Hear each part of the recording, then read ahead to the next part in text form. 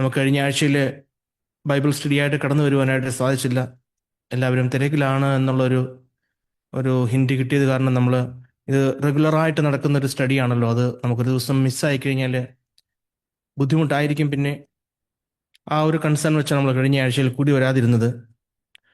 പക്ഷേ ദൈവത്തിൻ്റെ കൃപയാൽ നമുക്ക് ഈ ആഴ്ചയിൽ കടന്നു വരുവാനും ഈ ആഴ്ചയിലും എനിക്ക് തോന്നുന്നത് റെഗുലറായിട്ട് വരുന്നവർ ചിലരൊക്കെ ആബ്സെൻ്റ് ആണ്.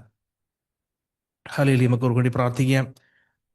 കൂട്ടായ്മയിൽ മുടങ്ങാതെ കടന്നു വരുവാനായിട്ട്, ദൈവത്തിൻ്റെ മാറ്റമില്ലാത്ത വചനം പഠിപ്പാനായിട്ട് കൃപ ഓരോ ദിവസവും ലഭിക്കേണ്ടതിനായിട്ടുള്ള പ്രാർത്ഥനയോടെ നമുക്ക് ഈ സ്റ്റഡിയിലേക്ക് കിടക്കാം.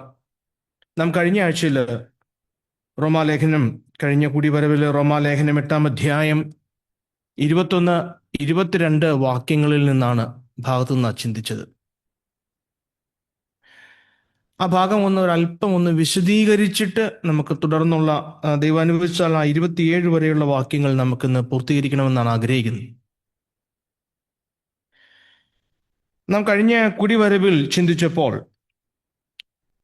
അപ്പോസ്തലനായ വിശുദ്ധ പൗലോസ് സൃഷ്ടിയുടെ കഴിഞ്ഞ കാലത്തെക്കുറിച്ചും സൃഷ്ടിയുടെ വരുവാനുള്ള കാലത്തെക്കുറിച്ചും ഇപ്പോൾ ദൈവത്തിൻ്റെ സൃഷ്ടി ആയിരിക്കുന്ന അവസ്ഥയെക്കുറിച്ചുമാണ്. Paul talks about the past, present and future condition of God's creation.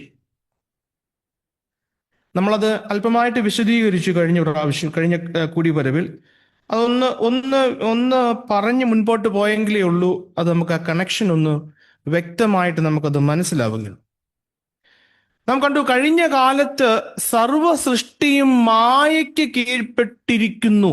മായ എന്ന് വെച്ചാൽ പർപ്പസ്ലെസ്നെസ്, ഉദ്ദേശ നിവൃത്തി പൂർത്തീകരിപ്പാൻ കഴിയാത്ത അവസ്ഥ.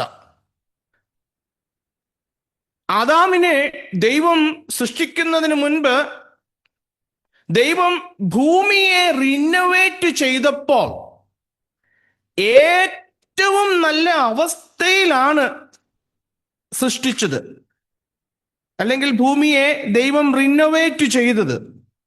നിങ്ങൾ ഉൽപ്പത്തി പുസ്തകം 1-ാം അധ്യായം അതിൻ്റെ ആദ്യ വാക്യങ്ങൾ വായിച്ചു നോക്കുമ്പോൾ നമുക്കത് കാണുവാനായിട്ട് സാധിക്കും. അതിൻ്റെ 9-ാമത്തെ വാക്യത്തിൽ ദൈവം ആകാശത്തിൽ കീഴുള്ള വെള്ളം ഒരു സ്ഥലത്ത് കൂടട്ടെ, ഉണങ്ങിയ നിലം കാണട്ടെ എന്ന് കൽപ്പിച്ചു. അങ്ങനെ സംഭവിച്ചു. ഉണങ്ങിയ നിലത്തിന് ദൈവം ഭൂമി എന്നും വെള്ളത്തിന്റെ കൂട്ടത്തിന് സമുദ്രം എന്നും പേരിട്ടു. എന്നിട്ട് നല്ലത് എന്ന് ദൈവം കണ്ടു. ആ ഭാഗം വായിച്ചു നോക്കുമ്പോൾ നമ്മൾ വീണ്ടും റിപ്പീറ്റഡ് ആയിട്ട് കാണുന്നുണ്ട്, നല്ലത് എന്ന് ദൈവം കണ്ടു, നല്ലത് എന്ന് ദൈവം കണ്ടു. ആദാമിനെ സൃഷ്ടിക്കുന്നതിന് മുൻപ് ദൈവം ഭൂമിയെ ഒരുക്കിയപ്പോൾ ഏറ്റവും നല്ല അവസ്ഥയിലാണ് സൃഷ്ടിച്ചത്. എന്നാൽ മനുഷ്യന്റെ വീഴ്ച മുഖാന്തരമാണ്, മനുഷ്യൻ പാപത്തിൽ കഴിഞ്ഞപ്പോൾ സൃഷ്ടിയും പാപത്തിന്റെ ഫലമായ ശാപത്തിന്റെ കീഴിലായി, ശാപങ്ങൾക്ക് അധീനമായി. ഹല്ലേലൂയ. മനുഷ്യനോടുള്ള ബന്ധത്തിൽ ഫലം, മനുഷ്യന്റെ ശരീരം ബലഹീനം, ആത്മാവ് വൃതം, ദേഹി വഷളായി. അതുപോലെ തന്നെ ഭൂമിയിൽ മുള്ളും പറക്കാരെയും ഫലം തരാതിരിക്കാൻ തുടങ്ങി. മുള്ളും പറക്കാരെയും വളരെ അധ്വാനിച്ച് മല്ല് പിടിച്ചാൽ തന്നെ വേണ്ട ഫലം തരാത്ത അവസ്ഥയിലായിപ്പോയി ഭൂമി. നമ്മൾ ഇന്ന് തന്നെ നോക്കിക്കേ, ഒരു ചെറിയ പയറിന്റെ വിത്തിട്ടാൽ നമ്മൾ ഇടാത്തതെല്ലാം ശക്തിയോടെ കിളിർത്തു വരും. ഈ ഫലത്തിൽ നിന്ന്, ഈ പയറിന്റെ വിത്തിൽ നിന്ന് അതിന്റെ ഫലം ഉണ്ടാകണമെങ്കിൽ എത്രമാത്രം ശുശ്രൂഷ ഞാൻ ചെയ്യണം. നമുക്ക് വേണ്ടാത്തതെല്ലാം തന്നുകൊണ്ടിരിക്കുകയാണ്. ആ ശാപ അവസ്ഥയാ ഭൂമിയുടെ, മനുഷ്യന്റെ പാപത്തിന്റെ ഫലമാണ്. ഹല്ലേലൂയ. അപ്പോസ്തലൻ പറയുന്നത്, ഏത് ഉദ്ദേശത്തോടെ ഈ ഭൂമിയെ സൃഷ്ടിച്ചോ അത് നടക്കുന്നില്ലല്ലോ എന്ന സങ്കടത്തിൽ ഭൂമി ഞരങ്ങുന്നു എന്ന അപ്പോസ്തലനോട് പറയുന്നത്. അവിടെ നമ്മൾ കഴിഞ്ഞ ആഴ്ച കണ്ടല്ലോ 22-ാമത്തെ വാക്യത്തിൽ ആ പർപ്പസ്ലെസ്നെസ്, ഫലം തരാൻ കഴിയാത്ത അവസ്ഥ. ദൈവം എന്ത് ഉദ്ദേശത്തോടെയാണോ ഭൂമിയെ സൃഷ്ടിച്ചത്, ആ ഉദ്ദേശം നടക്കാൻ കഴിയാത്ത അവസ്ഥയെ ഓർത്ത് ഭൂമി ഞരങ്ങുന്നു. അതുകൊണ്ടാ അപ്പോസ്തലനോട് പറയുന്നത്, ദൈവപുത്രന്മാരുടെ പ്രത്യക്ഷയ്ക്കായി ഭൂമി ഞരങ്ങുന്നു. പ്രിയരെ, നമ്മുടെ ഐഡന്റിറ്റി വെളിപ്പെടുവാൻ, ഹല്ലേലൂയ, ആരാണ് നാം എന്ന് കാണുവാൻ, ഹല്ലേലൂയ. കാരണം നമ്മുടെ ഐഡന്റിറ്റി വെളിപ്പെടുമ്പോഴാ ഭൂമിക്കും ആ ദാസ്യത്തിൽ നിന്നുള്ള വിടുതൽ ലഭിക്കുന്നത്. അതുകൊണ്ട് ആ ദൈവമക്കളുടെ തേജസ്സാകുന്ന, ഹല്ലേലൂയ, അല്ലേ? അങ്ങനെയല്ലേ? ദൈവമക്കൾ ദൈവപുത്രന്മാരുടെ വെളിപ്പാടിനെ ആകാംക്ഷയോടെ കാത്തിരിക്കുന്നു. 19-ാമത്തെ വാക്യത്തിൽ നമ്മൾ വായിക്കുന്നുണ്ട്. ഹല്ലേലൂയ. ദൈവമക്കളുടെ തേജസ് അനുഭവിച്ച് ആ തേജസ്സാകുന്ന സ്വാതന്ത്ര്യം, ഡീക്കയിൽ നിന്നുള്ള സ്വാതന്ത്ര്യം,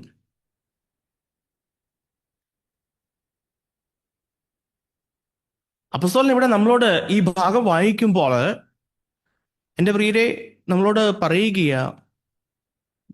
മനുഷ്യൻ, ദൈവമക്കൾ പാപം ചെയ്ത് ശാപത്തിന്റെ കീഴിലായി.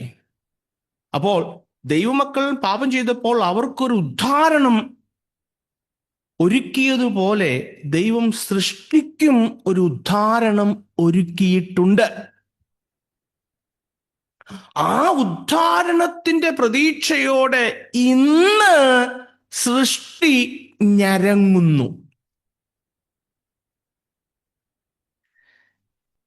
ഈ സൃഷ്ടിക്കുണ്ടാകുന്ന ഉദ്ധാരണത്തെക്കുറിച്ച് പഴയ നിയമവും പുതിയ നിയമവും ഒരുപോലെ നമ്മെ പഠിപ്പിക്കുന്നുണ്ട്. ഞാൻ ആ ഭാഗങ്ങളൊന്ന് വായിക്കാൻ ആഗ്രഹിച്ച് കഴിഞ്ഞ ആഴ്ച കഴിഞ്ഞ കൂടി വരവിൽ നമ്മൾ ആ ഭാഗം എല്ലാം വായിച്ചു തന്നെയാണ് പോയത്. സങ്കീർത്തനങ്ങൾ 102 25-ാം വാക്യത്തിൽ, വസ്ത്രം പോലെ പഴകിപ്പോകും, ഉടുപ്പുപോലെ നീ അവയെ നീക്കും. ഹല്ലേലൂയ. എനിക്ക് തോന്നുന്നത് ഇതേ ആശയം തന്നെയാ കുമാരനാശാന്റെ വീണപൂ എന്ന കാവ്യത്തിൽ നമ്മൾക്ക് കാണുവാനായിട്ട് സാധിക്കുന്നത്. വായിച്ചിട്ടുള്ളവർക്കറിയാം. കുന്നുകൾ മാറും. ഹല്ലേലൂയ. ഇതേ ആശയം തന്നെയാ പറയുന്നത്. യെശയ്യാവിന്റെ പ്രവചനം 65-ാം അധ്യായം 17-ാം വാക്യത്തിൽ പുതിയ ആകാശം, പുതിയ ഭൂമി, പുത്തൻ യെരൂശലേമിനെ കുറിച്ച് നമ്മൾ വായിക്കുന്നു. യെശയ്യാവിന്റെ 11-ാം വാക്യം. പുതിയ നിയമത്തിലേക്ക് വരുമ്പോൾ മത്തായി സുവിശേഷം 19-ാം അധ്യായത്തിന്റെ 28-ാമത്തെ വാക്യത്തിൽ പുനർജനനത്തിൽ, അപ്പസ്തോല പ്രവൃത്തികൾ പത്രോസ് അപ്പസ്തോലൻ ആശ്വാസകാലങ്ങളെ കുറിച്ച് പറയുന്നുണ്ട്. The restoration of all things, യഥാസ്ഥാനത്താകുന്ന കാലം. 8-ാം അധ്യായത്തിലേക്ക് വരുമ്പോൾ പൗലോസ് അപ്പസ്തോലൻ 8-ാം അധ്യായത്തിന്റെ 20-ാം വാക്യത്തിൽ നമ്മൾ വായിക്കുന്നുണ്ട് സ്വാതന്ത്ര്യം, ദൈവമക്കളുടെ സ്വാതന്ത്ര്യം. വെളിപ്പാട് പുസ്തകം 21-ാം അധ്യായം 22-ാം അധ്യായം മുഴുവൻ ഇത് തന്നെയാണ് പറയുന്നത്. പത്രോസ് അപ്പോസ്തലന്റെ 2-ാമത്തെ ലേഖനത്തിൽ 3:13 നീതി വസിക്കുന്ന പുതിയ ഭൂമി, പുതിയ ആകാശം. എബ്രായ ലേഖനത്തിൽ ഇളകാത്ത രാജ്യത്തെക്കുറിച്ച് പൗലോസ് അപ്പോസ്തലൻ പറയുകയാണ്. ഹല്ലേലൂയ. ബ്രദറെ, ഇതൊക്കെ എപ്പോഴാ? ഇതൊക്കെ എപ്പോൾ സംഭവിക്കും? കർത്താവിന്റെ വരവ്. അതിന് അഞ്ച് ഭാഗങ്ങളായിട്ടാണ് ഉള്ളത് പ്രിയരെ. കർത്താവിന്റെ രഹസ്യ പ്രത്യക്ഷത, ശേഷം 7 വർഷം ഇസ്രായേലിനോടുള്ള ബന്ധത്തിൽ ദൈവത്തിന്റെ ഇടപാട്,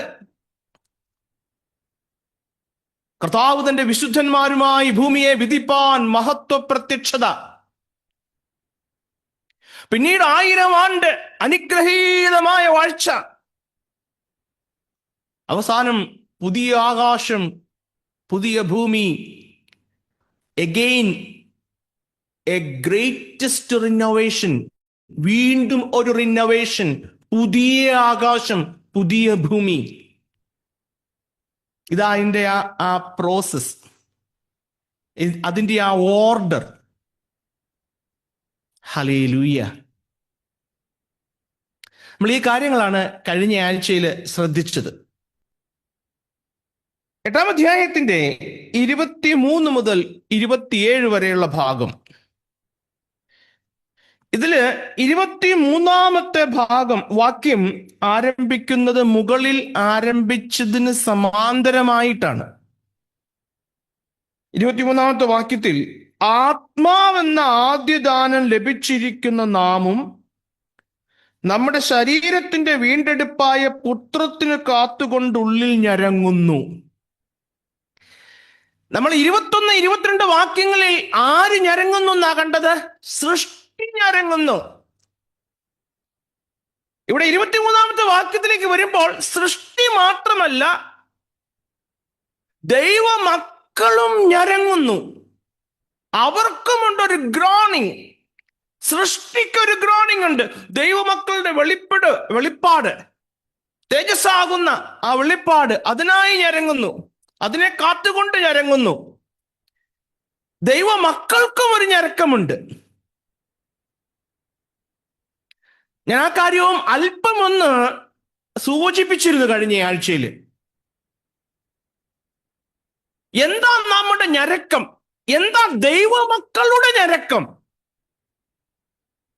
എന്റെ പ്രിയരെ, നമ്മള് ഇപ്പോൾ ഒരു ഹാഫ് സേവ്ഡ് അവസ്ഥയിലാണ്. ഹാഫ് സേവ്ഡ് അവസ്ഥ എന്ന് പറയുമ്പോൾ അതിനെ സിമ്പിളായിട്ട് പറയുകയാണെങ്കിൽ, രക്ഷിക്കപ്പെട്ട ഏതൊരു ദൈവമകനും ദൈവമകളും പാപത്തിന്റെ ശിക്ഷയിൽ നിന്നും രക്ഷയുടെ അവസ്ഥയിലാണ്. പക്ഷെ പാപത്തിന്റെ ശക്തിയും പാപത്തിന്റെ സാന്നിധ്യത്തിൽ നിന്നും നാം രക്ഷിക്കപ്പെട്ടിട്ടില്ല. അതിപ്പോഴുമുണ്ട്. പാപത്തിന്റെ ശിക്ഷയിൽ നിന്ന് നമ്മൾ രക്ഷിക്കപ്പെട്ടു, പക്ഷെ പാപത്തിന്റെ സാന്നിധ്യം, പാപത്തിന്റെ ശക്തി അതിപ്പോഴുണ്ട്. അതിൽ നിന്ന് നാം രക്ഷിക്കപ്പെട്ടിട്ടില്ല. അത് ഞാൻ പറഞ്ഞത്, ഒരു ഹാഫ് സേവ്ഡ് അവസ്ഥയില്ല. നമ്മൾ ഇതൊക്കെ കൃത്യമായ ഒരു ബോധ്യം നമുക്കുണ്ടായിരിക്കണേ. കാരണം നമ്മൾ തെറ്റിലോട്ടൊന്നും ചെന്ന് പെടരുത്. തെറ്റായ ഒരുപാട് ഡോക്ട്രിൻസ് ഉണ്ട് ഇന്ന്. തെറ്റായ ഒരുപാട് ടീച്ചിങ്സ് ഉണ്ട്. എന്താണ് വചനം നമ്മളോട് സംസാരിക്കുന്നത്?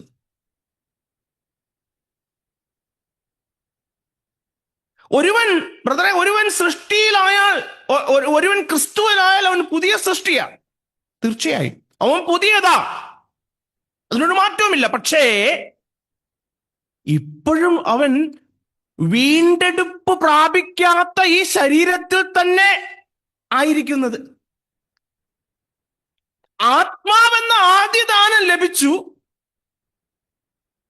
ഹല്ലേലൂയ. ഉള്ളിൽ ഹോളി സ്പിരിറ്റ് ഉണ്ട്. ഉള്ളിൽ അതിന്റെ സന്തോഷമുണ്ട്. വരുവാനുള്ള തേജസ്സിനെ കുറിച്ച് നമുക്ക് പ്രത്യാശയുണ്ട്.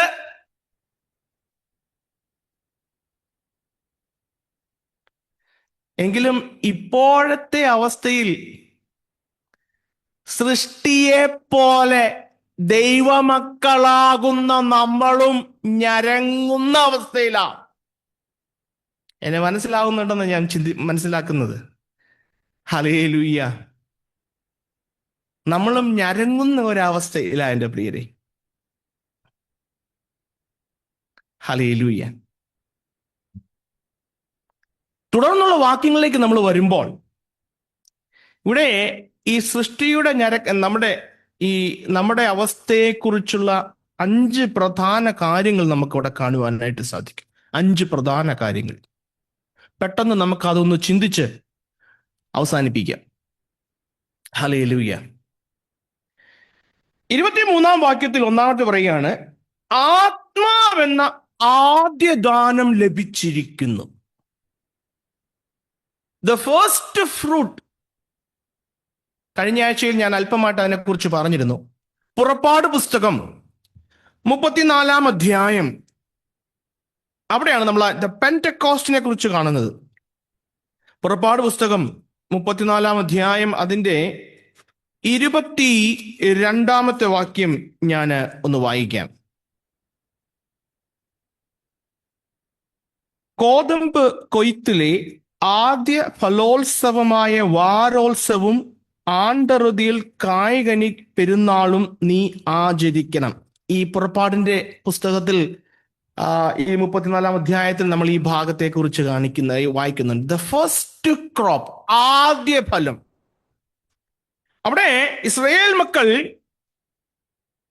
തങ്ങളുടെ ക്രോപ്പിന്റെ ആ ഫലത്തിന്റെ ആദ്യ ഫലം ദൈവസന്നിധിയിലേക്ക് കൊണ്ടുവരും.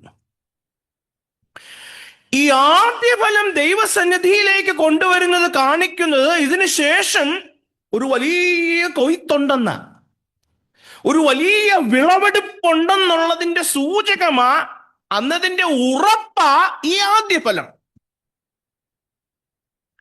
ഇതുപോലെ തന്നെയാ എൻ്റെ പ്രിയരെ, ആത്മാവെന്ന ആദ്യ ഫലം നമുക്ക് ലഭിച്ചിട്ടുണ്ടെങ്കിൽ നമ്മളിലും ഒരു വലിയ വിളവെടുപ്പ് നടപ്പാനുണ്ട്. ഹല്ലേലൂയ.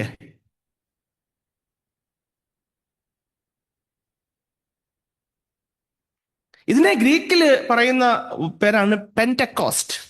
അപ്പസ്തോല പ്രവർത്തികൾ 2 അധ്യായത്തിൽ കാണുന്ന പെന്തക്കോസ്റ്റ് പെരുന്നാള് എന്നത് എക്സാക്ട്ലി ഇത് തന്നെയാണ്. ഹല്ലേലൂയ. ഈ ആത്മാവെന്ന ആദ്യ ദാനത്തെ കുറിച്ച് ഇവിടെ അപ്പസ്തോലൻ ഒരു മെറ്റഫർ, അഗ്രികൾച്ചറൽ മെറ്റഫർ ഉപയോഗിച്ചാ പറഞ്ഞിരിക്കുന്നത്. ആത്മാവെന്ന ആദ്യ ഫലം, ആ കൊയ്ത്തിനെയും വാരഫലത്തെയും ഒക്കെ ചേർത്ത് വെച്ചാണ് അപ്പസ്തോലൻ ഇവിടെ ഈ റോമാലേഖനത്തിൽ പറഞ്ഞിരിക്കുന്നത്. പ്രിയരെ, നമ്മള് കൊറിന്ത്യ ലേഖനത്തിലേക്ക് വരുമ്പോൾ 2 കൊരിന്ത്യർ ലേഖനം 1 അധ്യായം അതിന്റെ 22 വാക്യത്തിൽ ഇപ്രകാരം വായിക്കുന്നു: അവൻ നമ്മെ മുദ്രയിട്ടും ആത്മാവെന്ന അച്ചാരം നമ്മുടെ ഹൃദയങ്ങളിൽ തന്നുമിരിക്കുന്നു. 5 അധ്യായത്തിലേക്ക് വരുമ്പോൾ അതിന്റെ 5 വാക്യത്തിൽ അതിനായി ഞങ്ങളെ ഒരുക്കിയത് ആത്മാവിനെ അച്ചാരമായി തന്നിരിക്കുന്ന ദൈവം തന്നെ. കൊരിന്ത്യ ലേഖനത്തിൽ ഇതൊരു അഗ്രികൾച്ചറൽ മെറ്റാഫർ ആയിട്ടല്ല പറഞ്ഞിരിക്കുന്നത്. റോമാലേഖനത്തിൽ അഗ്രികൾച്ചറൽ മെറ്റഫർ ആയിട്ട് ആദ്യ ഫലം എന്ന് ഉപയോഗിച്ചെങ്കിൽ കൊരിന്ത്യ ലേഖനത്തിൽ ഇതിനെ ഒരു അച്ചാരം, വ്യാവസായികമാകുന്ന ഒരു രൂപകം അല്ലെങ്കിൽ ഒരു ഉപമയായിട്ടാണ് പറഞ്ഞിരിക്കുന്നത്. ആത്മാവെന്ന അച്ചാരം എന്ന് വെച്ചാ, അച്ചാരം എന്ന് പറയുമ്പോൾ the Dawn payment, advance payment. എന്താ ഡൗൺ പേയ്മെന്റ് അർത്ഥമാക്കുന്നത്? ഒരു ഫുൾ പേയ്മെന്റ് വരാനുണ്ട്, ഇല്ലേ? അങ്ങനെയല്ലേ? ഒരു അഡ്വാൻസ് പേയ്മെന്റ് നമുക്ക് ലഭിച്ച അതിന്റെ അർത്ഥം ഇനിയൊരു ഫുൾ പേയ്മെന്റ് ഷുവറാ എന്നല്ലേ? അങ്ങനെയെങ്കിൽ എന്നെ കേട്ടുകൊണ്ടിരിക്കുന്ന ക്രിസ്തുയേശുവിൽ പ്രിയരെ, ആത്മാവെന്ന ആദ്യ ദാനം ലഭിച്ചെങ്കിൽ ഒരു വലിയ വീണ്ടെടുപ്പ്, ഒരു വലിയ വിളവെടുപ്പ് ഉണ്ടെന്നുള്ളത് ഉറപ്പാണ്. അതിന്റെ അച്ചാരമായിട്ട് ആത്മാവിനെ ഇപ്പോൾ നിങ്ങളുടെ ഹൃദയങ്ങളിൽ ദൈവം തന്നിരിക്കുന്നത്. അതുകൊണ്ടല്ലേ അപ്പോസ്തലൻ പറയുന്നത്, വിശ്വാസത്തിന്റെ നായകനും പൂർത്തി വരുത്തുന്നവനുമായ ദൈവം. ഈ ഒരു ഉറപ്പ് നമ്മളിൽ ഉണ്ടായിരിക്കണം പ്രിയരെ. ഈ ഒരു ഉറപ്പും ഈ ഒരു ബോധ്യവുമാ നമ്മുടെ വിശുദ്ധ ജീവിതത്തിന്റെ കാതൽ. അതാ നമ്മളെ വിശുദ്ധ ജീവിതത്തിലേക്ക് നമ്മെ നടത്തുന്നത്. ഈ ഒരു ബോധ്യത്തിൽ നിന്നായിരിക്കണം. എനിക്കൊരു വലിയ വിളവെടുപ്പുണ്ട്, എനിക്കൊരു വലിയ ഉത്സവം വരാൻ പോവുകയാണ്, അതിനു വേണ്ടിയുള്ള ഒരുക്കങ്ങളാ. ഹല്ലേലൂയ. അതുകൊണ്ട് അപ്പോസ്തലൻ പറയും, ഈ പ്രത്യാശയാലല്ലോ നാം രക്ഷിക്കപ്പെട്ടിരിക്കുന്നത്. ഈ പ്രത്യാശ ഉള്ളവനെ, ആ വരാനിരിക്കുന്ന ആ പ്രത്യാശ ഉള്ളങ്ങളിലുള്ളവനെ വിശുദ്ധിയോടെ തന്റെ ജീവിതത്തെ ക്രമപ്പെടുത്തി ജീവിക്കാൻ സാധിക്കൂ. അതാ അതിന്റെ അർത്ഥം.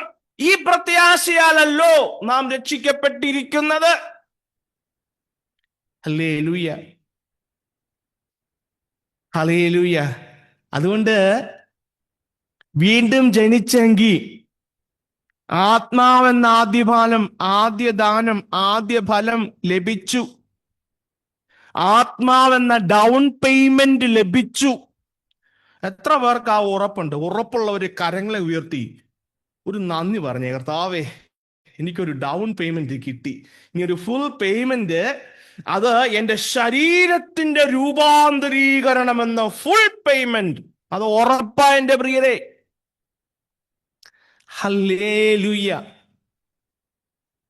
ഹല്ലേലൂയ.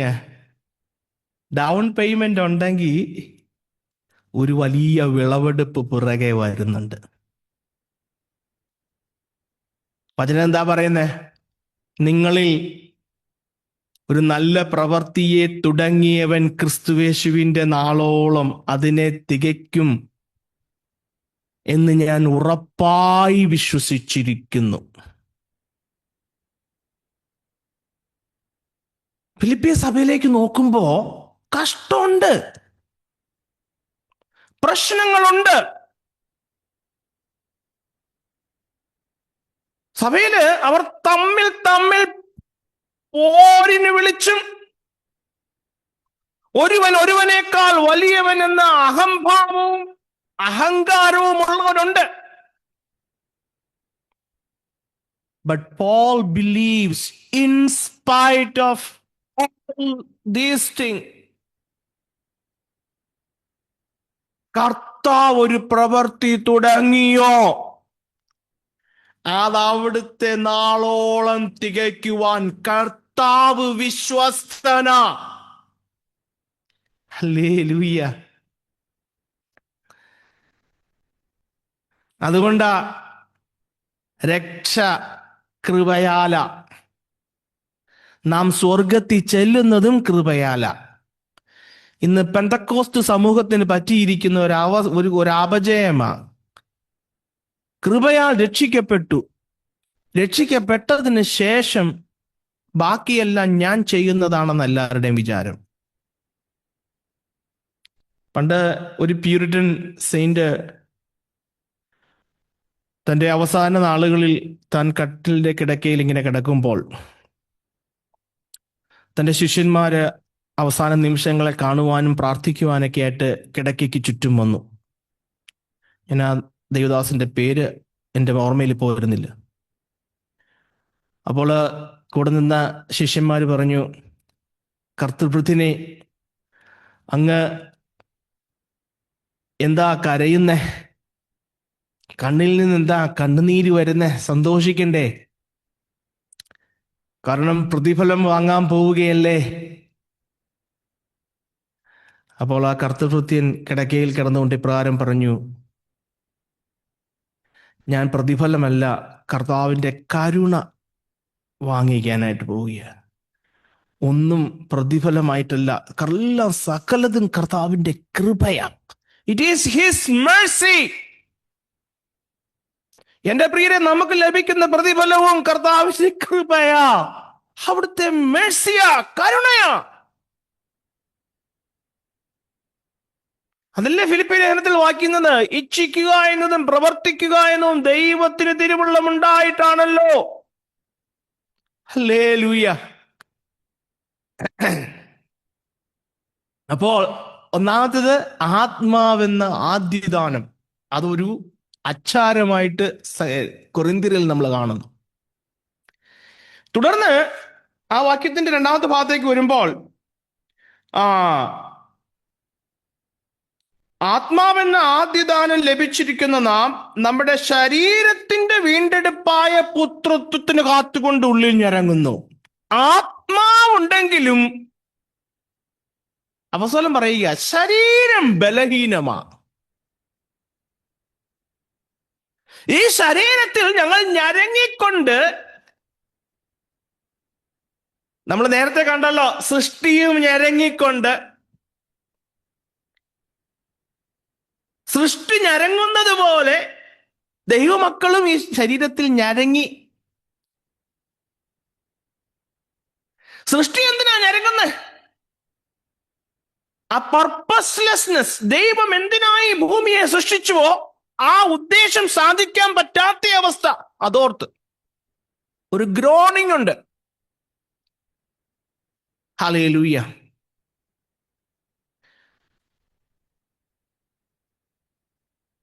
ഇതേപോലെ തന്നെയാ നമ്മുടെ ജീവിതത്തിലും എൻ്റെ പ്രിയരെ. ശരിക്കും വീണ്ടും ജനിച്ച ഒരു ദൈവമകന്റെ ആറ്റിറ്റ്യൂഡ് ഇതായിരിക്കും: എന്റെ ശരീരത്തിൽ കൂടി ദൈവത്തിന് ചെയ്യാൻ ദൈവം ആഗ്രഹിക്കുന്നത് എന്റെ പാപ പ്രകൃതം നിമിത്തം നോട്ട് പോസിബിൾ.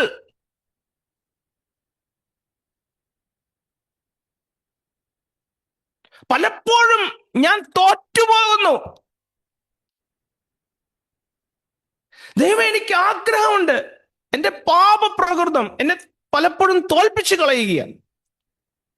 മാത്രമല്ല, എന്റെ ശരീരത്തിൽ ഈ ട്രാൻസ്ഫോംഡ് ആവാത്ത എന്റെ ശരീരത്തിൽ ഞാൻ ഈ ലോകത്തിൽ താമസിക്കുമ്പോ രോഗം, ദുഃഖം, വേദന.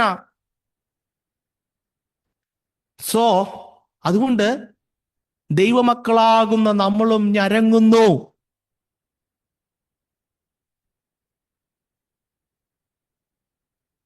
അത് മാത്രമല്ല എൻ്റെ പ്രിയരെ, നമ്മുടെ ഈ പാപ ശരീരം ഒന്ന് മാറിയിട്ട് നാം ആ വീണ്ടെടുക്കപ്പെട്ടെങ്കിൽ ഈ പാപവും രോഗവും വേദനയും സങ്കടവും കഷ്ടതയും ബുദ്ധിമുട്ടും നിറഞ്ഞ ഈ ഈ ഈ ശരീരത്തിൽ നിന്ന്, ഈ ഭൂമിയിൽ നിന്ന് കർത്താവിന്റെ സന്നിധിയിലേക്കൊന്ന് വേഗം ചെന്നിരുന്നെങ്കിൽ എന്നുള്ള ആ ഓർമ്മയിൽ, ആ ഒരു ആഗ്രഹത്തിലുള്ള ഞരക്കം ഉണ്ടോ? ഈ ഞരക്കം ഉണ്ടോ?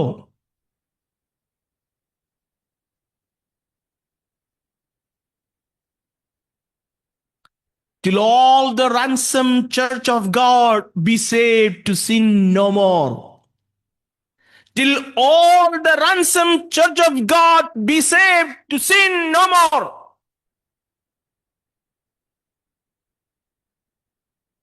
അതുവരെ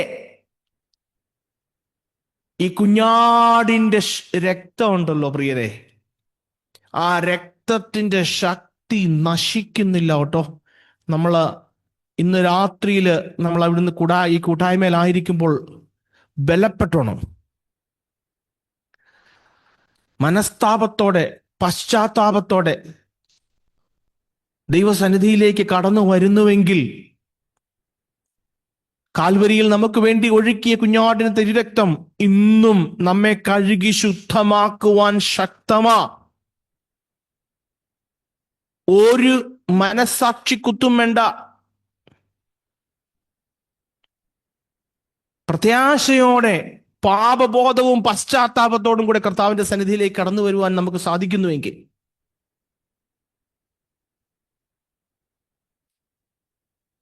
ബ്രദറെ, എൻ്റെ ഉള്ളിൽ പ്രത്യാശയുണ്ട്, ആത്മാവിന്റെ സന്തോഷമുണ്ട്, എങ്കിലും ജീവിക്കേണ്ടുന്നത് പോലെ ജീവിക്കുവാൻ, ദൈവത്തെ പ്രസാദിപ്പിക്കേണ്ടുന്നത് പോലെ പ്രസാദിപ്പിക്കുവാൻ ദൈവമേ എനിക്ക് കഴിയുന്നില്ലല്ലോ എന്ന ഗ്രോണിംഗ്. എൻ്റെ പ്രിയരെ, ഇതെല്ലാ വിശുദ്ധന്മാർക്കും ഉണ്ട്.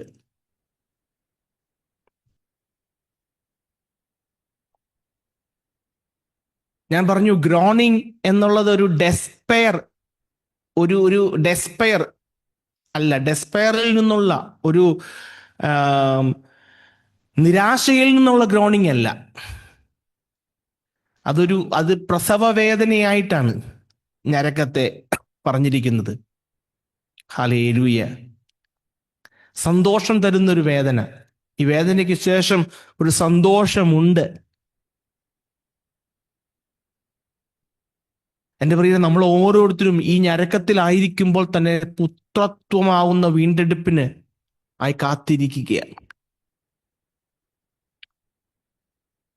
നാം എന്താകും എന്ന് ഞാൻ കഴിഞ്ഞ ആഴ്ച സൂചിപ്പിച്ചു. നമുക്ക് അതിനെക്കുറിച്ചൊരു കൃത്യമായ ഗ്ലിംസസ്, നമ്മൾ ഇന്നതാകുമെന്ന് കൃത്യമായി, പക്ഷെ നമുക്ക് വചനത്തിൽ അതിന്റെ ഗ്ലിംസസ് കിട്ടും. 29 വാക്യം ഒന്ന് നോക്കിയേ, റോമാലേഖനം 29 വാക്യം ഒന്ന് നോക്കിക്കേ.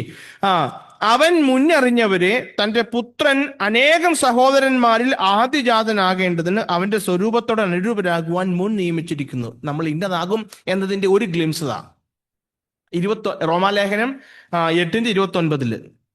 അവൻ മുന്നറിഞ്ഞവരെ, അതായത് നമ്മളെ, തന്റെ പുത്രൻ നമ്മുടെ കർത്താവ് അനേകം സഹോദരന്മാരിൽ ആദ്യജാതൻ, ഏകജാതനായിരുന്നു നമ്മുടെ കർത്താവ്, ആദ്യജാതനാവണം. അതിനായിട്ട് ആ പുത്രന്റെ സ്വരൂപത്തോട് അനുരൂപരാകുവാൻ നമ്മെ മുൻ നിയമിച്ചിരിക്കുന്നു, മുൻ വിളിച്ചിരിക്കുന്നു, തെരഞ്ഞെടുത്തിരിക്കുന്നു, ഒരുക്കിക്കൊണ്ടിരിക്കുന്നു, നമ്മളെ ചേർക്കും.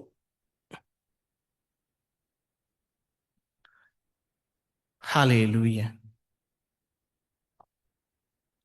ഫിലിപ്പി ലേഖനം 3 അധ്യായം അതിന്റെ 21 വാക്യം എന്ന് വായിക്കാം.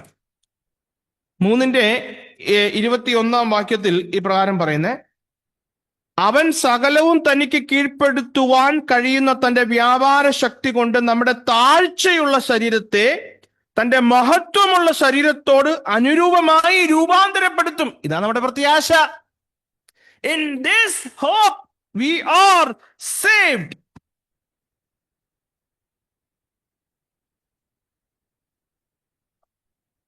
എന്റെ പ്രിയരെ, ഒരു കാര്യം ഞാനിവിടെ, നമ്മൾ എപ്പോഴും വചനം പഠിക്കുമ്പോൾ ബാലൻസ്ഡ് ആയിട്ട് പഠിക്കണമല്ലോ. വി ആർ സേവ്ഡ് എന്ന് പറയുമ്പോൾ പാപത്തിന്റെ ശിക്ഷയിൽ നിന്ന് നാം രക്ഷിക്കപ്പെട്ടു, എന്നാൽ വരുവാനുള്ള കോപത്തിൽ നിന്നും രക്ഷിക്കപ്പെട്ടിട്ടില്ല. Don't forget it. വരുവാനുള്ള കോപത്തിൽ നിന്നും നാം രക്ഷിക്കപ്പെട്ടിട്ടില്ല. അതുകൊണ്ടാണല്ലോ തെസ്സലോനിക്ക ലേഖനത്തിൽ വരുവാനുള്ള കോപത്തിൽ നിന്ന് നമ്മെ വിടുവിക്കുന്നവനുമാകുന്ന യേശു ക്രിസ്തു എന്ന് വിളിച്ചിരിക്കുന്നത്. അതുകൊണ്ടാണല്ലോ റോമാലേഖനം 5 അധ്യായത്തിൽ നാം എത്ര അധികമായി കോപത്തിൽ നിന്ന് രക്ഷിക്കപ്പെടും, രക്ഷിക്കപ്പെട്ടുകൊണ്ടിരിക്കുന്നു. ഇനി ശരീരത്തിന്റെ വീണ്ടെടുപ്പാകുന്ന പുത്രത്വം, അതിനായി കാത്തുകൊണ്ട് നാം പ്രത്യാശയോടെ കാത്തിരിക്കുന്നു. ഹല്ലേലൂയ. ഇവിടെ 2 കാര്യങ്ങൾ എനിക്ക് നിങ്ങളെ റിമൈൻഡ് ചെയ്യിക്കാൻ ആഗ്രഹമുണ്ട്. അതാണ് 25 വാക്യം. 24, 25 ഞാൻ വായിക്കാം. ഇത് വളരെ ഇമ്പോർട്ടൻ്റ് ആയിട്ടുള്ള കാര്യം കേട്ടോ. 24, 25. പ്രത്യാശയാലല്ലോ നാം രക്ഷിക്കപ്പെട്ടിരിക്കുന്നത്. കാണുന്ന പ്രത്യാശയല്ല. ഒരുത്തൻ കാണുന്നതിനായി ഇനി പ്രത്യാശിക്കുന്നത് എന്ത്? പ്രത്യാശയെക്കുറിച്ച് പറയുക. എന്നിട്ട് 25 വാക്യത്തിൽ നാം കാണാത്തതിനായി പ്രത്യാശിക്കുന്നുവെങ്കിലോ അതിനായി ക്ഷമയോടെ കാത്തിരിക്കുന്നു. കാണുന്നതോ അല്ലേ? അങ്ങനെയല്ലേ 24? കാണുന്ന പ്രത്യാശയല്ല. ഒരുത്തൻ കാണുന്നതിനായി ഇനി പ്രത്യാശിക്കുന്നത് എന്തിനാ? നാം കണ്ടല്ലോ. നാം കാണാത്തതിനായി പ്രത്യാശിക്കുന്നത്. നാം കാണാത്തതിനായി പ്രത്യാശയോടെ കാത്തിരിക്കുമ്പോ ഇവിടെ അപ്പോസ്തലൻ നമുക്ക് പറയുന്ന ഒരു വാണിംഗ് ഉണ്ട്. നമ്മളോട് ഒരു മുന്നറിയിപ്പ് നമുക്ക് നൽകിയ, നാം എങ്ങനെ കാത്തിരിക്കണം. ഇത് കാണാത്തതാ, നാം കാണുന്നില്ല, കാണാൻ പോകുന്നേ ഉള്ളൂ. ഇപ്പോൾ നമ്മുടെ ഉള്ളങ്ങളിൽ വിശ്വാസ കണ്ണുകൊണ്ട് നാം കാണുന്നുണ്ട്, പക്ഷെ നമ്മുടെ സ്വന്തം കണ്ണുകൊണ്ട് നമ്മൾ നേരിട്ട് കാണും. അതെങ്ങനെ കാത്തിരിക്കണം എന്ന് പറഞ്ഞ അതാ 25 വാക്യത്തിൽ, അതിനായി ക്ഷമയോടെ കാത്തിരിക്കണം. ഇത് വളരെ ഇമ്പോർട്ടൻ്റ് എൻ്റെ പ്രിയരെ. ഇവിടെ 2 കാര്യങ്ങൾ നമ്മൾ ഓർത്തണം. 1, നാം കാത്തിരിക്കണം. 2, ക്ഷമയോടെ കാത്തിരിക്കണം. ഇത് രണ്ടും വെൽ ബാലൻസ്ഡ് ആയിരിക്കണം. നാം കാത്തിരിക്കുന്നു. സൃഷ്ടി എങ്ങനെ കാത്തിരിക്കുന്നു? ഞാൻ കഴിഞ്ഞ 1-2 ആഴ്ച പറഞ്ഞു. പെരുവരിലെ എത്തിക്കുത്തി തല ഉയർത്തി എപ്പോൾ വരുമെന്ന് ആകാംക്ഷയോടെ കാത്തിരിക്കുന്നു. ഇതുപോലെ തന്നെ വളരെ താല്പര്യത്തോടെ, വളരെ താല്പര്യത്തോടെ നാമും കാത്തിരിക്കുന്നു. എന്നാൽ ചിലർക്ക് ബാലൻസ് തെറ്റിപ്പോയി. ചിലർക്ക് ബാലൻസ് തെറ്റിപ്പോയി അബദ്ധത്തിലൊക്കെ ചെന്നുപെട്ട എത്രയോ പേരെ നമുക്ക് അറിയാം. ഇന്നും നമ്മുടെ ഈ കൂട്ടായ്മകളിൽ നമ്മുടെ ചുറ്റും നോക്കിയാൽ നമുക്ക് കാണുവാനായിട്ട് സാധിക്കും. അതുകൊണ്ട് ഈ ബാലൻസ്, കാത്തിരിപ്പിലെ ബാലൻസ് തെറ്റാതിരിക്കാനാ ദൈവം അവിടെ ഒരു വിശേഷണം ചേർത്തിരിക്കുന്നത്. ക്ഷമയോടെ കാത്തിരിക്കണം. ഹല്ലേലൂയ. എപ്രകാരം ദൈവത്തെ കാത്തിരിക്കണം എന്നാ, അവന്റെ വരവിനായി കാത്തിരിക്കണം എന്നാ പറഞ്ഞ? ക്ഷമയോടെ കാത്തിരിക്കണം. കാത്തിരുന്നു, വളരെ സിൻസിയർ ആയിട്ട് കാത്തിരുന്നു. പക്ഷെ ക്ഷമ എന്ന ബാലൻസ് ഇല്ലാതെ പോയവർ എത്രയോ പേരുണ്ട്. നമുക്ക് വളരെ പരിചിതനായ കാന്ത എന്ന പാട്ടൊക്കെ പാടിയ യുസ്തോസ് ജോസഫ് ഇന്നും ഉണ്ട് കേട്ടോ. ഈ ബാലൻസ് ഇല്ലാത്തവരാ പറഞ്ഞത്. ആത്മാവിന്റെ വീണ്ടെടുപ്പ് നടന്നു, ശരീരം അവർ ചിന്തിക്കുന്നത് നടന്നോ, അവർ ചിന്തിക്കുന്നത് ശരീരത്തിന്റെ വീണ്ടെടുപ്പ് നടന്നെന്നാ. അതുകൊണ്ട് അവർ പറയുന്ന so no more sickness, no more worries, no problem. എന്റെ പ്രിയരെ, they are sincerely mistaken. Sincerity മാത്രം പോരാ എന്റെ പ്രിയരെ. ഞാൻ എപ്പോഴോ ഒരു ദേവദാസ് ഇങ്ങനെ പറയുന്നത് കേട്ടാ, നമുക്ക് ഭയങ്കര സിൻസിയർ, ഇപ്പം നേഴ്സുമാരായിട്ട് ഒത്തിരി പേര് വർക്ക് ചെയ്യുന്നുണ്ടല്ലോ, ഭയങ്കര സിൻസിയറിറ്റിയാ, നല്ല കൃത്യതയോടെ ജോലി ചെയ്യും, ഭയങ്കര സിൻസിയറാന്ന് പറഞ്ഞിട്ട് രോഗിക്ക് കൊടുക്കേണ്ട മരുന്ന് കൊടുത്തില്ലെങ്കിൽ രോഗം മാറുമോ? ഭയങ്കര സിൻസിയറായിട്ടോ ജോലി ചെയ്യുന്ന, കൃത്യസമയത്ത് മരുന്ന് കൊടുക്കും. പക്ഷെ മരുന്ന് കൊടുക്കുന്നതും കറക്റ്റായിരിക്കണം, വേണ്ടേ? തീർച്ചയായിട്ടും ഇതുപോലെ തന്നെയാ പല ദൈവമക്കൾക്കും. അത് ശരിക്കും അതിന്റെ കാരണം ഇടയന്മാർക്ക് വ്യക്തതയില്ലാത്തതാ. ഇടയന്മാർക്ക് അടിസ്ഥാനമില്ലാത്തതിന്റെ കാരണമാ. ഇടയന്മാർക്ക് വചനത്തിലുള്ള അടിസ്ഥാനമില്ല. എന്തുകൊണ്ടാണ് നമ്മളെ കർത്താവ് ആട്ടിൻകുട്ടികളോട് ഉപമിച്ചിരിക്കുന്നത്? തന്നെ നടന്ന് തിന്നാമെങ്കിൽ ഇടയന്റെ ആവശ്യമില്ലായിരുന്നല്ലോ. ഇടയൻ നടത്തണം, ഇടയൻ തീറ്റണം. ഇടയൻ തീറ്റിച്ചില്ലെങ്കിൽ കണ്ട കട്ടൻ കപ്പയിലൊക്കെ തിന്ന് ആട് ചത്തുപോകും. Hallelujah. They are sincerely mistaken. ക്ഷമയില്ല, കാത്തിരിക്കുന്നു. ഇത് നമ്മൾ ഫസ്റ്റ് ഹാൻഡ് എക്സ്പീരിയൻസിലാണ് ഞാൻ ഇത് പറയുന്നത്. ഞങ്ങൾ നേരത്തെ ആയിരുന്ന ദേശത്തൊക്കെ ഇത് വളരെയധികം ഉണ്ട്. തെറ്റായ പഠിപ്പീരുകൾ കഴിഞ്ഞു, ഇനിയെല്ലാം ഓക്കെയാ. രണ്ടാമത്തെ കൂട്ടരുണ്ട്, അവർക്ക് ഭയങ്കര ക്ഷമയാ. ആരും പറയും ഇപ്പോഴും കർത്താവ് വരുത്തുന്നില്ല, 2026 വർഷമായിട്ട് വന്നില്ല, പിന്നെ ഇനി അവർക്ക് ഭയങ്കര ക്ഷമയാ. കർത്താവിന് ഇപ്പോഴൊക്കെ വരത്തൊന്നുമില്ല. സാത്താൻ ചിലരെ മുന്നോട്ട് നയിക്കും, മുന്നോട്ട് തള്ളും, അല്ലെ പിറകോട്ട് വലിക്കും. മനസ്സിലായോ? ഒന്നുകിൽ സാത്താൻ മുന്നോട്ട് തള്ളും, അല്ലെ പിറകോട്ട് വലിക്കും. ക്ഷമയോടെ കാത്തിരിക്കണം. ഇത് രണ്ടും ബാലൻസ്ഡ് ആയിരിക്കണം എൻ്റെ ക്രിസ്തുയേശുവിൽ പ്രിയരെ. അല്ലെങ്കിൽ നമുക്ക് അടിപതറിപ്പോവും, നമ്മൾ തെറ്റായ സ്ഥലങ്ങളിൽ ചെന്നുപെടും. ഹല്ലേലൂയ. ഞാൻ നേരത്തെ പറഞ്ഞല്ലോ, ഈ പ്രത്യാശ എത്രത്തോളം നമ്മുടെ ഉള്ളങ്ങളിൽ, ഞാനതാ പലപ്പോഴും എൻ്റെ ടോക്കുകളിൽ, ഞാൻ പ്രസംഗങ്ങളിൽ പറയാറുള്ളത്, നമ്മുടെ ഉള്ളിൽ വരാനുള്ള പ്രത്യാശയുടെ ആ വർധനവാ ഉണ്ടാവേണ്ടത്. പ്രത്യാശയിൽ നമ്മൾ എത്രത്തോളം വർദ്ധിച്ചു വരുന്നോ, എനിക്ക് ലഭിക്കാനിരിക്കുന്ന പ്രത്യാശയിൽ എത്രത്തോളം ഞാൻ വർദ്ധിച്ചു വരുന്നു, അത്രത്തോളം നമ്മളൊരു വിശുദ്ധ ജീവിതം നയിക്കും എൻ്റെ പ്രിയരെ. ഈ പ്രത്യാശയിൽ വർദ്ധിക്കുമ്പോഴാണ് നമ്മുടെ ജീവിതത്തെ നമ്മൾ ക്രമപ്പെടുത്തുന്നത്. അവിടെ കൂടിയാലേ ഇവിടെ ശരിയാവുകയുള്ളൂ. അല്ലെങ്കിൽ നിങ്ങൾ പറ, അങ്ങനെയാ, ഞാനങ്ങനെയാ മനസ്സിലാക്കിയിരിക്കുന്നത്. അതുകൊണ്ടല്ലേ പറഞ്ഞത്, നമ്മൾ ദൈവത്തിന്റെ അടുക്കിലേക്ക് വരുവിൻ, സാത്താൻ നിന്നെ വിട്ടുപോകും. ദൈവത്തിന്റെ അടുക്കിലേക്ക് വരാതെ സാത്താനെ ഓടിച്ചിട്ട് യാതൊരു കാര്യമില്ല. സാത്താനെ ഓടിക്കണമെങ്കിൽ, അങ്ങനെ ഓടിച്ചാൽ അവൻ പോകുമായിരുന്നെങ്കിൽ അത് എളുപ്പമായിരുന്നു. അവനെ ഓടിക്കണമെങ്കിൽ ഒരേ ഒരു മാർഗ്ഗമുള്ള ദൈവത്തിന്റെ അടുത്തേക്ക് വരിക.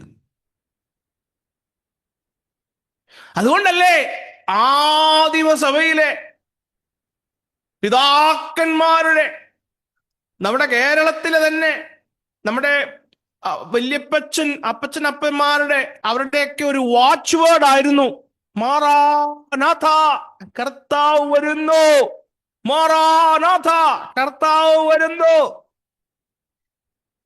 ഇതാ അവരെ പിടിച്ചു നിർത്തിയ ബലം. ഇതാ അവരെ ഗൈഡ് ചെയ്ത വാക്ക്, കർത്താവിന്റെ വരവ്. എന്റെ പ്രിയരെ, അങ്ങനെ നാം ക്ഷമയോടെ കാത്തിരിക്കുമ്പോൾ നമുക്കൊരാശ്വാസം, നമുക്ക് വളരെ ആശ്വാസം നൽകുന്ന രണ്ട് കാര്യങ്ങളാ 26ഉം 27ഉം വാക്യങ്ങളിൽ പറഞ്ഞിരിക്കുന്നത്. നമുക്ക് ഭയങ്കര എൻകറേജ്മെന്റാ. ഒന്നാമത്തെ വാക്യം ഈ 19 മുതൽ തുടങ്ങിയപ്പോൾ 21-ാം വാക്യത്തിൽ ഞാൻ പറഞ്ഞു സൃഷ്ടി ഞരങ്ങുന്നു. 23-ാം വാക്യത്തിലേക്ക് വന്നപ്പോൾ നമ്മൾ കണ്ടു ദൈവമക്കളും ഞരങ്ങുന്നു. 26-ാം 27 വാക്യത്തിലേക്ക് വരുമ്പോ സൃഷ്ടി മാത്രമല്ല, ദൈവമക്കൾ മാത്രമല്ല, ആത്മാവും ഞരങ്ങുന്നു. അങ്ങനെയല്ല ഇവിടെ എഴുതിയിരിക്കുന്നേ. ആത്മാവും ഞരങ്ങുന്നു. എന്റെ പ്രിയരെ, ദൈവത്തിന്റെ പരിശുദ്ധ ആത്മാവ് ഏഴകളും പാപികളുമായ ഹല്ലേലൂയ താണു വീണ ശരീരത്തിലായിരിക്കുന്ന, ഒരു നന്മയും പറയാനായിട്ട് ഒന്നുമില്ലാതെ നമ്മളിൽ ചെയ്യുന്ന വളരെ ശ്രേഷ്ഠമായ ഒരു ശുശ്രൂഷയാണ് ഇവിടെ പറഞ്ഞിരിക്കുന്നത്. അതുകൊണ്ടാ നമ്മൾ പലപ്പോഴും ദൈവത്തിന്റെ പരിശുദ്ധാത്മാവിനെ ഒരു അന്യഭാഷയിലോ ഒരു രോഗശാന്തിയിലോ ഒരു ഒച്ചയും ബഹളത്തിലോ കൊണ്ട് കെട്ടി അവിടെ കൊണ്ട് തീർക്കരുതേ. തൃത്വത്തിൽ മൂന്നാമനാകുന്ന ദൈവത്തിന്റെ പരിശുദ്ധാത്മാവ്, പിതാപുത്ര പരിശുദ്ധാത്മാവ് എന്ന ആ ഒരു ബഹുമാനത്തോടെ, ആ ഒരു ഭക്തിയോടെ, ആ ഒരു ഭയത്തോടെ വേണം. ഇന്ന് പരിശുദ്ധാത്മാവിനെ എങ്ങനെയാ? പരിശുദ്ധാത്മാവേ വാ, പരിശുദ്ധാത്മാവേ പോ, പരിശുദ്ധാത്മാവേ ഗുഡ് മോർണിംഗ്, പരിശുദ്ധാത്മാവേ ഗുഡ് നൈറ്റ്, പരിശുദ്ധാത്മാവേ ഷെയ്ക്ക് ഹാൻഡ് ഇതാ. കഷ്ടം. ഹല്ലേലൂയ. ഇങ്ങനെയൊക്കെ പറഞ്ഞവര് അന്ത്യം എവിടെയാന്ന് നമ്മളും കണ്ടതാ, ഈ കാലഘട്ടത്തിലും നമ്മൾ കണ്ടതാ. തൃത്വത്തിൽ മൂന്നാമനായ ദൈവത്തിന്റെ പരിശുദ്ധാത്മാവ് എന്തെങ്കിലും ഒരു അന്യഭാഷയിൽ കൊണ്ട് ഇതാണ് പരിശുദ്ധാത്മാവ്, അങ്ങനെയല്ല. നമ്മുടെ രക്ഷാകര കർമ്മത്തിൽ പരിശുദ്ധാത്മാവിന്റെ പ്ലേസ്, പരിശുദ്ധാത്മാവിന്റെ പൊസിഷൻ എത്ര വലുതാണെന്നറിയാവോ? ഈ 8-ാം അധ്യായം മുഴുവനും പരിശുദ്ധാത്മാവിന്റെ നമ്മുടെ ജീവിതത്തിൽ ചെയ്യുന്ന ശുശ്രൂഷകളല്ലേ പറഞ്ഞിരിക്കുന്നത്. മരണത്തിന്റെ അവിടെ ഞാൻ പറയാൻ സമയമില്ല. ആ 1-ാം വാക്യം മുതൽ എത്രയോ ശുശ്രൂഷകൾ നമ്മൾ കണ്ടു. The ministries of the holy spirit in a saved child's life. ഇവിടെ ദൈവത്തിന്റെ പരിശുദ്ധാത്മാവ് നമ്മുടെ പ്രാർത്ഥനയോടുള്ള ബന്ധത്തിലാണ് പറഞ്ഞിരിക്കുന്നത്. 8-ാം അധ്യായത്തിൽ 15-ാം വാക്യത്തിൽ അബ്ബാ പിതാവേ എന്ന് വിളിപ്പാൻ നമുക്ക് ദൈവത്തിന്റെ പരിശുദ്ധാത്മാവാ സഹായിക്കുന്നത്. ഹല്ലേലൂയ. എഫേസ്യർ 2:18 വായിക്കുമ്പോൾ ഈ പ്രാർത്ഥനയിൽ ഈ ഒരു ട്രിനിറ്റേറിയൻ ആസ്പെക്ട് നമുക്ക് കാണാം കേട്ടോ. അപ്പോസ്തലൻ പറയുന്നത് ദൈവത്തിന്റെ പരിശുദ്ധാത്മാവിനാലാ വേണ്ടുവണ്ണം നമുക്ക് ശരിക്ക് പ്രാർത്ഥിക്കാനായിട്ട് കഴിയുന്നത്. ഹോളി സ്പിരിറ്റിനാലാണ്, പുത്രന്റെ നാമത്തിൽ, പിതാവിന്റെ സാന്നിധ്യത്തിൽ ഭൂമിയിൽ നമുക്ക് ദൈവത്തിന്റെ പരിശുദ്ധാത്മാവ് തുണ നിൽക്കുന്നു. സ്വർഗത്തിൽ പിതാവിന്റെ വലതുഭാഗത്ത് പുത്രൻ നമുക്ക് തുണ നിൽക്കുന്നു. Hallelujah, hallelujah.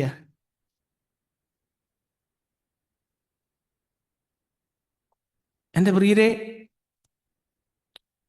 ദൈവത്തിന്റെ പരിശുദ്ധാത്മാവ് നമ്മുടെ ഈ രക്ഷിക്കപ്പെട്ട അവസ്ഥയിൽ നമ്മുടെ ജീവിതത്തിൽ ചെയ്യുന്ന ശുശ്രൂഷകൾ എത്ര ശ്രേഷ്ഠകരമാണ്. അതന്നെ ബ്രദറെ, പരിശുദ്ധാത്മാവ് ഞരങ്ങുന്നത് എന്തെങ്കിലും കുറവുള്ളോ? ഇനിയൊരു പെർഫെക്ഷനിലേക്ക് പരിശുദ്ധാത്മാവ് വരണമുണ്ടോ? കാരണം സൃഷ്ടി ഞരങ്ങുന്നതിന്റെ കാരണം നമ്മൾ മനസ്സിലാക്കി, ദൈവമക്കൾ ഞരങ്ങുന്നതിന്റെ കാരണം നാം മനസ്സിലാക്കി. എന്താ പരിശുദ്ധാത്മാവ് ഞരങ്ങുന്നത്? ഇനി എന്തെങ്കിലും ഒരു പെർഫെക്ഷനിലേക്ക് വരാനുണ്ടോ എന്നൊരു ചോദ്യം നമ്മുടെ ഉള്ളങ്ങളിൽ അറിയാതെ ഉണ്ടെങ്കിൽ, ഹല്ലേലൂയ. എന്റെ പ്രിയരെ, നമ്മുടെ ബലഹീനതയ്ക്ക് തുണ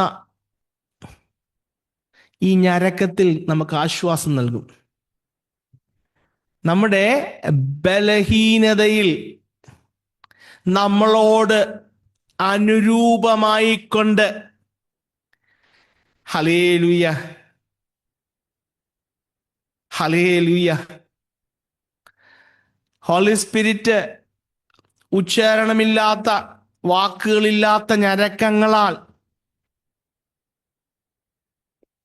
ഹല്ലേലൂയ, നമ്മളോട് ഏകീഭവിച്ച് നമ്മുടെ ഞരക്കത്തിൽ പങ്കാളിയാകുന്നു. ദൈവഹിതത്തിൽ പ്രാർത്ഥിപ്പാനും ദൈവഹിതം അറിയുവാനും ദൈവഹിതം അന്വേഷിപ്പാനും കഴിയാത്ത അവസ്ഥയിലായിരിക്കുന്ന നമുക്ക് തുണ നിൽക്കുന്നു.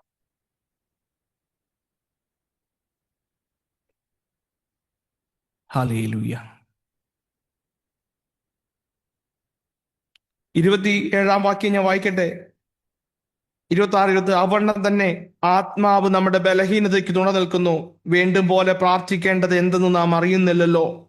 ആത്മാവ് തന്നെ ഉച്ചരിച്ചു കൂടാത്ത ഞരക്കങ്ങളാൽ നമുക്ക് വേണ്ടി പക്ഷവാദം ചെയ്യുന്നു.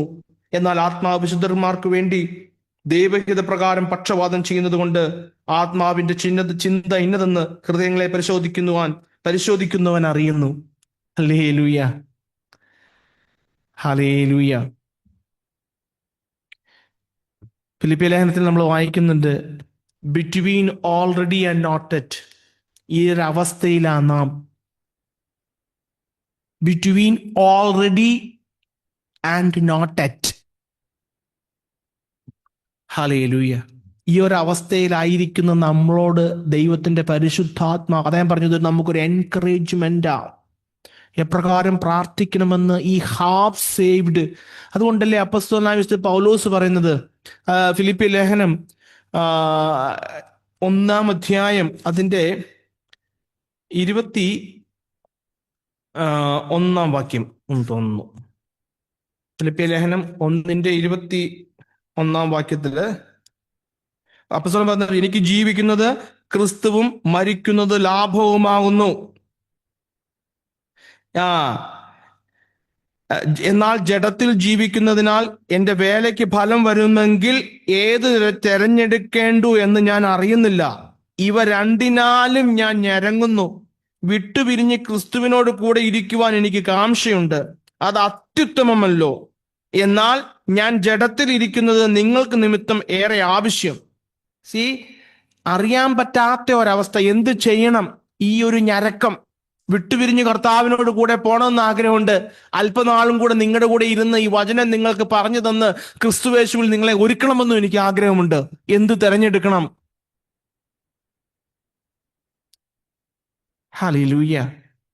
എന്റെ പ്രിയരെ, നമ്മൾ ഇന്നത്തെ കൂട്ടായ്മ ഇവിടെ അവസാനിപ്പിക്കുമ്പോൾ, 27 വാക്യങ്ങൾ നമ്മൾ ചിന്തിച്ച് അവസാനിപ്പിക്കുമ്പോൾ നാം ചിന്തിക്കണം പ്രിയരെ, ദൈവത്തിന്റെ പരിശുദ്ധാത്മാവ് നമ്മളോട് ഏകീഭവിച്ച് പരിശുദ്ധാത്മാവ് ഞരങ്ങുന്നു. ഹല്ലേലൂയ. നമ്മുടെ ഉള്ളങ്ങളിൽ വന്നിരിക്കുന്ന ദൈവത്തിന്റെ പരിശുദ്ധാത്മാവ്. ഹല്ലേലൂയ. നമുക്കിന്ന് ഈ രാത്രിയിലെ ഈ കൂട്ടായ്മ അവസാനിപ്പിച്ച് പിരിയുമ്പോൾ, പ്രാർത്ഥിച്ച് നമ്മൾ അവസാനിപ്പിക്കുമ്പോൾ, നമ്മൾ ഈ കേട്ട വചനത്തിന്റെ മുൻപിൽ നമ്മളെ തന്നെ സമർപ്പിക്കാം.